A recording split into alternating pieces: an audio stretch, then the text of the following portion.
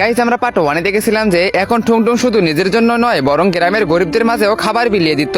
একদিন যখন টুংটুং বাঁশি বাজিয়ে শুকনো গাছকে জীবিত করতেছিল তখন গ্রামের এক লোভী লোক রাকা এই দৃশ্য দেখে ফেলে। সে মনে মনে ভাবলো, যদি এই বাঁশি আমার কাছে থাকতো তবে আমি আমার ক্ষেত সবসময় সবুজ রাখতাম আর পৃথিবীর সবচেয়ে ধনী মানুষ হয়ে যেতাম। এই কথা ভাবার পর সেই লোভী লোকটি চুপি চুপি টুংটুং এর কাছে গিয়ে একটা লাঠি দিয়ে হঠাৎ তার মাথায় আঘাত করলো এবং টুংটুং জ্ঞান হারিয়ে মাটিতে লুটিয়ে পড়লো। তারপর সেই লোভী লোকটি বাঁশি নিয়ে সেখান থেকে দৌড়ে পালিয়ে গেল এবং সে তার নিজের চাষের জমির মাঝখানে দাঁড়িয়ে লোভী মনে এসে বাঁশি বাজাতে শুরু করলো। কিন্তু বাঁশি থেকে মিষ্টি সুরের বদলে এক ভয়ানক চিৎকারের শব্দ বেরিয়ে এলো। আর দেখতে দেখতে আকাশে কালো মেঘ জমে গেল এবং সেই ধ্বংসস্তূপের বাড়িটি থেকে এক ভয়ঙ্কর আওয়াজ ভেসে এলো। যে মানুষ নিজের স্বার্থের জন্য এই পবিত্র শক্তির অপমান করতেছে সে এখন থেকে এই ক্ষেতেই রোদ বৃষ্টি আর ঠান্ডায় আজীবনের জন্য ছটফট করতে থাকবে।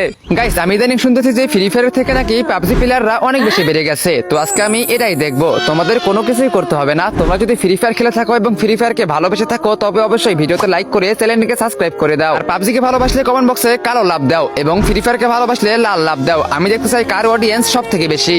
আওয়াজটি শেষ হতেই কয়েক মুহূর্তের মধ্যেই রাকার শরীর একটি শুকনো কাকতারুয়ায় পরিণত হয়ে গেল। সে চিৎকার করতে চাইলো কিন্তু পারলো না। তখনই আকাশ থেকে একটি আলো নিচে নেমে এলো এবং সেই আলোর সাথে বাঁশিটি চিরকালের জন্য আকাশে মিলিয়ে গেল। আর ঠুংঠুং যখন এই ভয়ঙ্কর দৃশ্য দেখলো তখন তার আত্মা কেঁপে উঠলো। সে বুঝতে পারলো যে লোভের পরিণাম মৃত্যুর চেয়েও ভয়ঙ্কর হয়। সেই দিনের পর থেকে ঠুংঠুং আর কখনো দুশ্চিন্তায় সময় নষ্ট করেনি। সে এখন দিনরাত কঠোর পরিশ্রম করতে লাগলো নিজের স্ত্রী ও সন্তানদের মুখে অন্ন তুলে দেওয়ার জন্য।